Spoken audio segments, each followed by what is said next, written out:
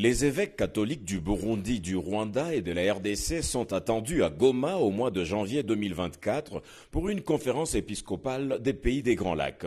Cette nouvelle a été portée à la connaissance du gouverneur militaire ad interim du Nord Kivu, le général-major Peter Chirimwami, c'est jeudi 30 novembre, par Monseigneur Henri Kiza, vicaire général du diocèse de Goma, venu solliciter l'implication de l'autorité provinciale pour la réussite de cet événement. Nous venons d'échanger amplement avec l'autorité provinciale pour les mesures pratiques pour accueillir ces hôtes dans notre ville de Goma. Et pratiquement en ce qui concerne l'accueil, les séjours, les célébrations culturelles qui se passeront chez nous. Et nous sommes contents parce que l'autorité provinciale nous a bien accueillis et il a enregistré cet événement dans son agenda. Voilà, merci. Le même volet, les communautés ethniques vivant au Nord Kivu sont appelées au vivre ensemble et à appuyer les FARDC en cette période d'agression. Nous sommes victimes d'une situation politico-économique, peut-être mondiale, avec des retombées sur notre province. Mais les acteurs, c'est nous. Quelque part, chacun a une responsabilité, nos communautés ont une responsabilité, surtout nos politiciens ont une grande responsabilité parce que la communauté elle-même, ou les communautés sont des communautés humbles, des communautés vraiment qui veulent cette paix. Quand vous les rencontrez, effectivement, leur souci c'est la paix. Mais parfois ils sont embarqués dans des discours de division, de haine. Et par conséquent, mon message est de travailler ceux qui ont cette possibilité, cette opportunité de rencontrer les extrémistes de part et d'autre, les interpeller, pour montrer que chaque homme, là où il est, c'est l'image de Dieu. Et cette image a droit de vivre, a droit de la sécurité. Avant que le gouvernement vienne, ça doit être notre préoccupation, sinon notre devoir. Alors, donc les messages interpellent surtout toutes nos communautés, les notables, mais surtout les politiciens qui sont à la base de beaucoup des problèmes que nous vivons pour leurs ambitions et parfois particulières pour des intérêts personnels. Ni ku munsi w'ejo nibwo guverineri w'intara ya Kivu y'Amajyaruguru Peter Chirimwami yakiriye abayobozi ba Kiliziya Gatolika ba hano mu gihugu cy'u Rwanda, baturutse mu gihugu cy'abaturanyi cy'u Burundi ndetse n'abahariya muri Repubulika Iharanira Demokarasi ya Kongo. Yabakiriye mu mujyi wa Goma, ni mu nama itaramaze igihe kirekire, ariko kandi nk'uko nawe ubwawe watangiye ubikurikira mu gace gato k'amashusho bashyize hanze, bagiranye ikiganiro n'abanyamakuru bemeza ko bagiye kurushaho kunoza ibijyanye n'umubano mwiza hagati y'abaturage batuye Repubulika Iharanira Demokarasi ya Kongo, Abanyarwanda ndetse n'Abarundi. Banarenzaho ko rero bagomba kugerageza gukora uko bashoboye mu gutanga ubutabazi ndetse no gusabira ubutabazi abaturage bugarijwe n'ibibazo mu burasirazuba bwa Repubulika Iharanira Demokarasi ya Kongo, by'umwihariko abahunze imirwano bari mu nkambi zitandukanye, ariko kandi bongera no guhamagarira impande zihanganye kugana inzira y'ibiganiro mu rwego rwo kugira ngo amahoro yongere agaruke, ndetse n'abo baturage b'inzira karengane bakomeje kugenda babuzwa uburenganzira bwabo bongere kuryama basinzire. Nibyo watangiye rero nawe ubwawe ubona ibijyanye n'iyo nama yahurije hamwe abayobozi ba Kiliziya Gatolika ba hano mu gihugu cy'u Rwanda, b'i Burundi ndetse n'abara muri Repubulika Iharanira Demokarasi ya Kongo, banafata ingamba zo kurushaho gukangurira abaturage bara muri Repubulika Iharanira Demokarasi ya Kongo kubana neza, ndetse banasaba impande zihanganye guhagarika imirwano mu rwego rwo kurushaho kugarura amahoro binyuze mu nzira y'ibiganiro. N'ubundi rero tudatinze dukomereze no kubijyanye n'aya makuru agaruka ku matora ndetse n'ibibazo abaturage bahara mu burasirazuba bwa Repubulika Iharanira Demokarasi ya Kongo bakomeje kunyuramo, ahanini rero bitewe n'imirwano ihanganishije mu 23 n'uruhande rwa leta. Je nari mfise akabazo kamwe nagomba kubaza. uravye ikibazo cy'igihe iyo ntambara yatangurira imaze igihe kinini. Hanyuma ndibuka ko higeze kuba ibiganiro hagati y'abaperezida bo muri EAC biga ku kibazo cy'intambara yo muri Kongo.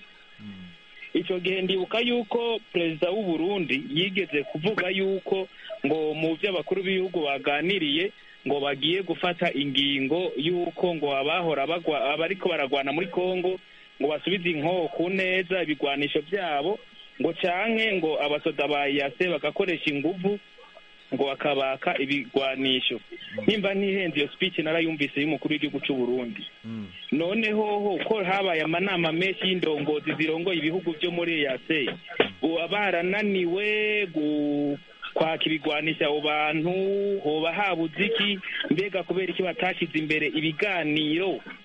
Kubera ibiganiro niwo mutorama. Je mbona intambara atacimaze, imaze imyaka myinshi, abantu birirwa barapfa, abanyagihugu barenga umuriyoni n'impunzi, urumva namarira n'imiborogo mu bavyeyi. Je mbona no hanura yuko hoba ibiganiro, perezida wa Kongo akemera ibiganiro bikaba, abakongomani bakabana mu mahoro.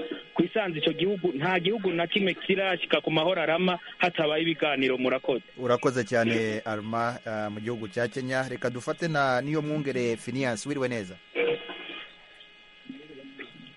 Phineas, uranyumva? Yego ndabumva cyane. Uri hehe wowe? Yewe ndi gihugu cya Zambia. Ikibazo cyangwa igitekerezo cyawe?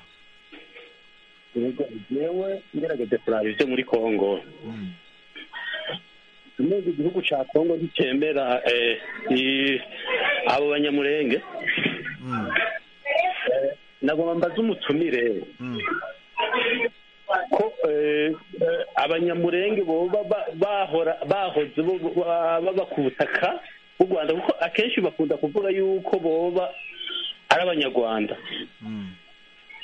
Yaho ntatahura rero, baba bavuye baba baje gufata ubutaka bwo muri Kongo bavuye mu Rwanda, canke n'ubutaka bwahoze ari ubw'u Rwanda. Aho niho hantu hama hangora gutandukanya, kuko twumvirije imvugo z'abategetsi bo muri Kongo, biraboneka yuko batemera ko bo bari abakongomani, ahubwo bo bari abanyarwanda. Nibaza ko ubusanzwe abaturage bo mu bwoko bw'abanyamurenge benshi batuye mu gace ka Kivu y'Epfo, kandi ikibazo turimo kuganiraho muri aka kanya hanini kirareba Kivu ya ruguru. Ubwo wenda muri aba batumirwa hagize uwifuza kugira icyo abivugaho yabivugaho, ariko ahanini turibanda ku gace ko muri Kivu ya ruguru. Okay. Aho rero niho nari mfitiye amakenga. Urakoze cyane. Ikindi je nifuza ko boganira, bakicara bakaganira, kuko hajya bataganira intambara ntizopiheza. Urakoze cyane. Reka tugaruke kuri bwana Luc Barikeka. Arma Bigirumuremyi yavuze ahanini ku kintu kijyanye n'ibyo abategetsi b'ibihugu byo mu karere ka Afurika y'Uburasirazuba bari biyemeje. Atanga urugero ko perezida w'u Burundi Evariste Ndayishimiye yavuze ko umugambi cyangwa se intego bari bafite ari ukwambura ibirwanisho imitwe yitwara gisirikare mu burasirazuba bwa Kongo. Akibaza aho ibyo bigeze. Bwana Luc Barikeka. Bwana munyamakuru, ndamanza mbwire mugenzi wanjye Safari nibaze ngo birabyavuga iby'amoko. Twumvise bari abaturage bo muri Bashari bari kuvuga bo bonyine ukuntu babayeho, inka zarariwe, abatutsi gusa bari bafite inka, abahutu gusa bari bafite inka, abahunde gusa bari bafite inka, kuko iyo moko atatu yarahakiriye. None arakubwiye ngo nta n'inka n'imwe ihari. Ese izo nka z'andi moko zo zariwe zite? Ayo ni amasekoratero, niho ntigusubira. Amprise de sera kuvuga ngo abaturage ingungu barahunze baragiye, ni kwa kundi kuvuga ngo ugira yaje aragenda yenda n'umwabare abaturage hari ibindi bibabangamiye, nabo yabaye bari bafite ikindi gihugu bajyamo, bari kuba bagiye bakaba bikinze uruhande bakavuga ngo natwe tube tugiye hariya. Ariko kubera kuba mu gihugu no gukunda igihugu bakavuga ngo no, nta handi turaja, nta n'ibyo turakora, reka ibyacu bigende biturengere. uwo mushinga ndaho tubajije uri mu Burundi, wowe nyine ari mu Burundi kandi ingabo z'Uburundi zaje ziri zino, nje ndabona ko zitari zizanywe hari no ibyo bya bindi byo kuvuga mu bihugu byambatse ibihugu biravuga ngo muvuge mutya ariko muzakore mutya. Nimba baraje baje kwakana intwaro koko, imitwe yitwaje intwaro kuko irenze nk'ijana cyangwa 200 muri Nord Kivu, surtout muri Masisi na Rutshuru, aho ngaho twavuga ngo ntabwo bageze ku nshingano zabo. Nimba ariya masezerano ibyo banditse koko biri mu masezerano bagiranye, bakaba